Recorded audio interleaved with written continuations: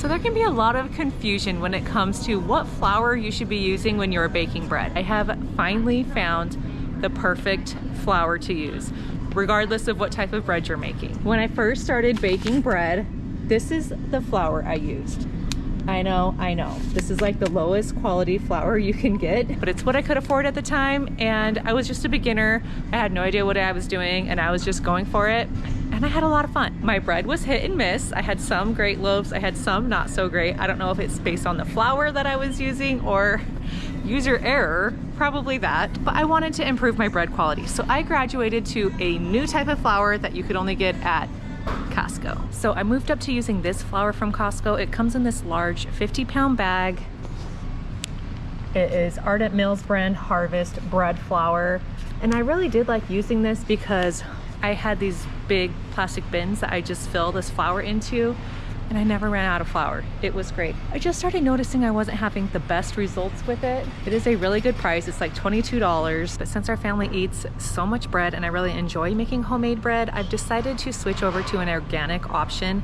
I'm just trying to fuel us with the best ingredients possible. I don't do that like fully 100% in everything that we get, but because our family eats so much bread, my kids love my homemade bread. My husband and I only eat our sourdough bread.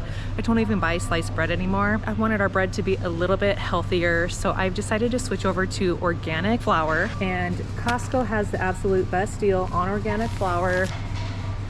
It's $17.99 for two 10-pound bags, so it's 20 pounds of flour. Its protein content is 11.5%, which is a nice high protein, which is great for making bread. Once I switched over to this, I have never had any problems with my bread rising. My sourdough always turns out perfectly. My white bread turns out delicious with this. This is all I get now. I'm down to my last bag at home, so I'm grabbing another pack so we can get back to baking. I know a lot of people love King Arthur flour for their homemade bread. I have never really used it for making bread. It's just, I can only find it at Walmart and it's pretty expensive there. I just prefer to get this at Costco, but I have seen sometimes my Costco does sell King Arthur flour. It just depends on the day.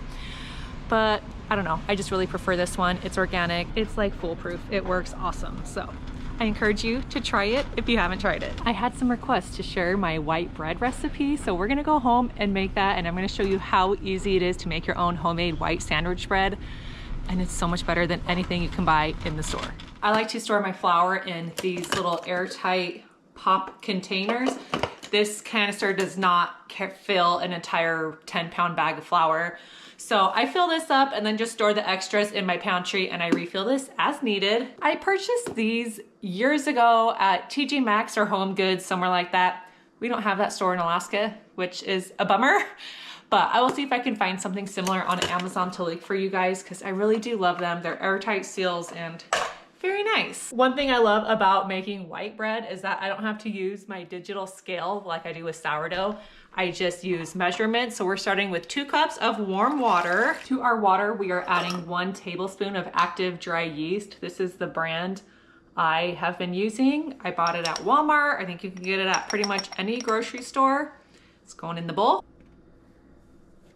And 1/3 cup of honey. This is the sweetener for our bread, and it's also gonna help feed our yeast to help it grow and get nice and foamy and frothy. You could also use granulated sugar if you don't have any honey.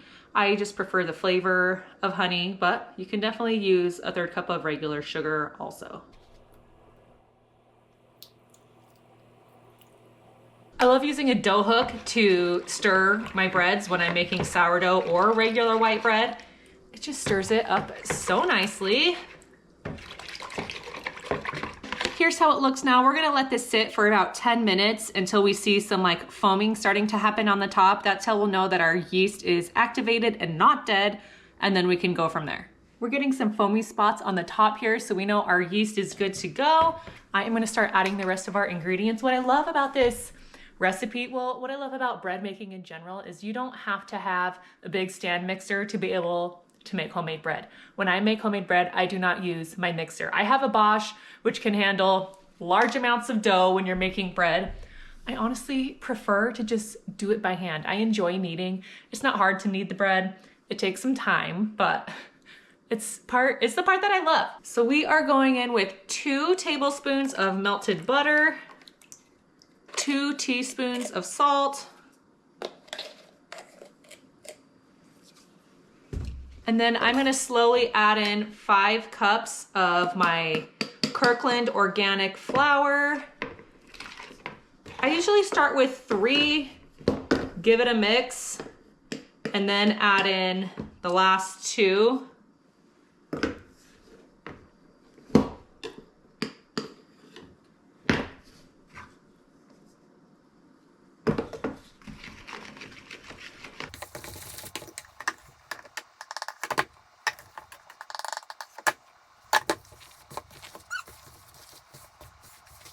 When it's to this point, this is when I will tip it out onto my work surface and start kneading it by hand. You know what this bowl reminds me of?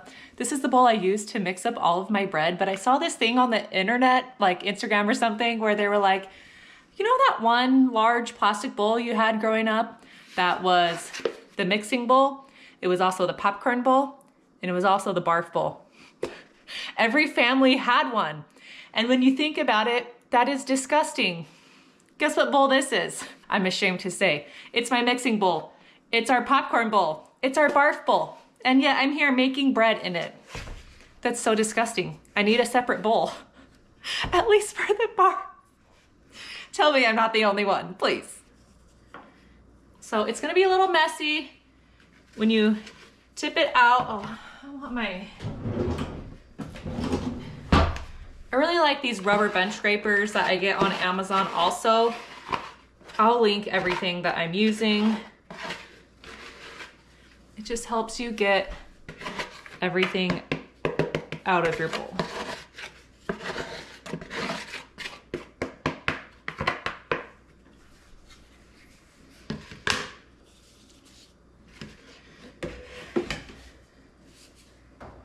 Now I know this pile of dough and flour may look a little intimidating.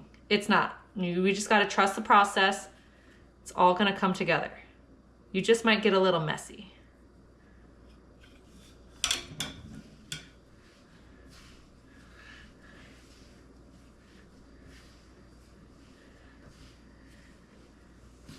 So the kneading of the bread is always what intimidated me when it came to making homemade bread.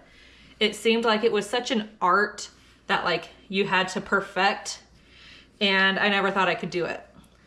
But I finally just decided to let that thought go, and I'm not afraid of it anymore. I just do my own thing, and it comes together.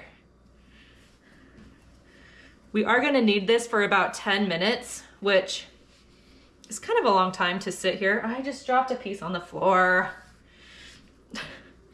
So about 10 minutes of kneading. You'll know when it starts to come together and is nice and soft and smooth. You're not getting these like dry chunks anymore.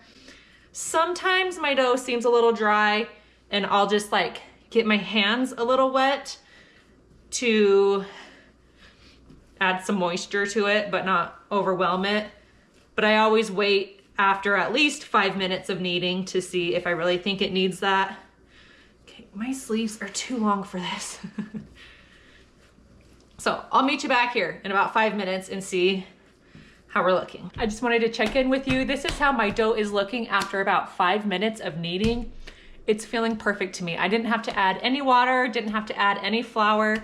Just the more you work with it, the more it comes together. I'm gonna sit here and knead it for about 5 more minutes. That just helps develop the gluten strands and make your dough nice and strong. And then we are gonna let it go for its first rise. After 10 minutes of kneading, this is how my dough looks. Nice and smooth, it came together great. I think this is gonna work. So, for the first rise, we are gonna put it in a clean bowl. I am going to spray my bowl. I like just this avocado oil spray. We're just gonna plop her in here.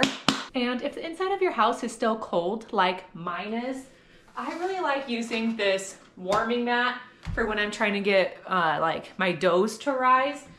I use it a lot when I feed my sourdough starter.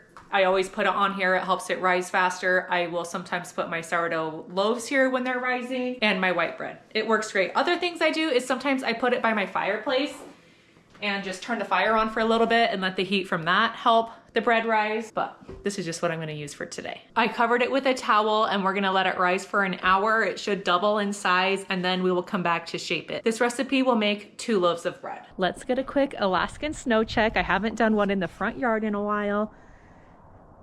We're back to almost no snow. We've got a few little patches hanging on still. We had snow while we were gone on spring break, but we've had warm temperatures again, so it's melted. We've had new wildlife roaming the neighborhood. I haven't seen it yet, but people have caught it on their outdoor cameras.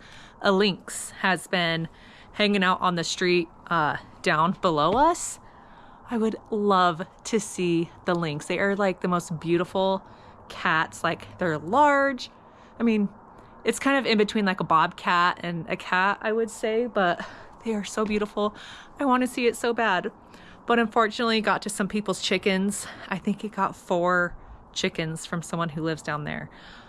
One thing about living in Alaska, if you have chickens, they need to be cooped up and protected because there's just so much wildlife here that could eat them, sadly. Our bread has doubled in size. We're now gonna shape it into our 2 loaves. These are the loaf pans that I use. These are 9 inches by 5 inches. I like that they're bigger than like that smaller loaf pan, which is what I used to have. I just like the size of this pan. I'll have it linked for you. I just got them on Amazon. There's nothing fancy when it comes to shaping our loaves. I just like to kind of flatten it out a little bit and then roll it up nice and tight, pinch the seams together, and then put it in my loaf pan.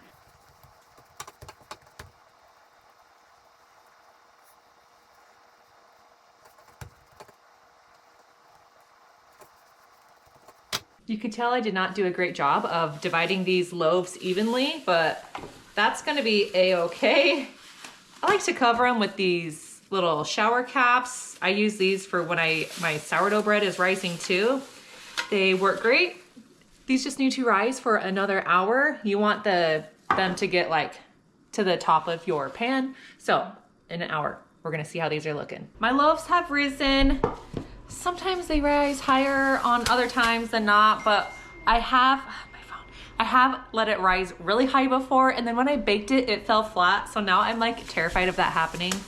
I'm so not a white bread expert, but I just do it and it, you know, still always turns out good. I'm gonna bake these in the oven at 350 degrees for about 35 minutes until the top is nice and golden brown, and then we'll pull them out. Our bread is ready to come out of the oven. It smells so good in my house right now. Here's our other loaf. So the best part about homemade bread is buttering the top of it.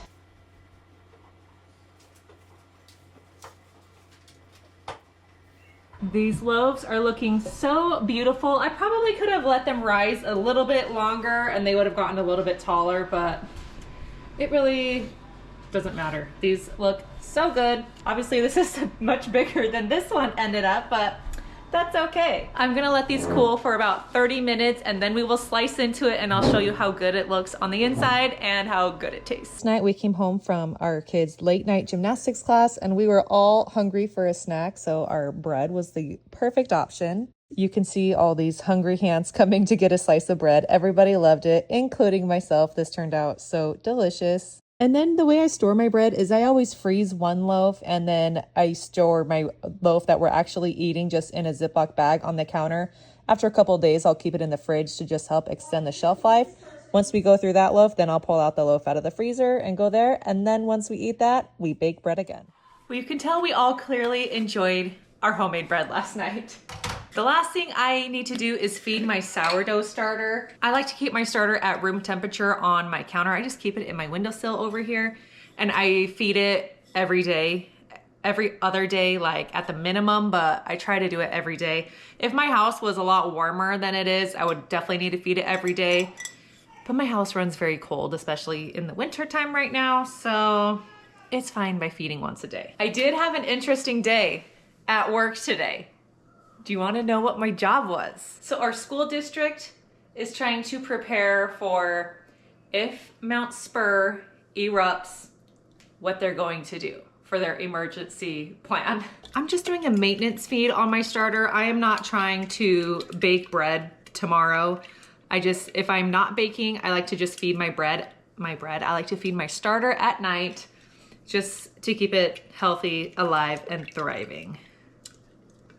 So I'm just adding 50 grams of water and 50 grams of flour to the little bit of starter I had here at the bottom of my jar.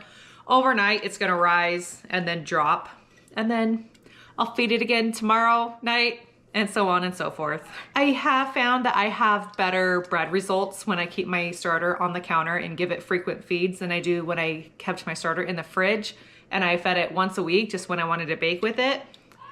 I don't know, it just does better when I keep it at room temperature. So my job at school today was to help put together emergency mask kits. They want to be able to provide a mask to every student for if we are having to leave the school while there is ash fall, the kids can be somewhat protected. However,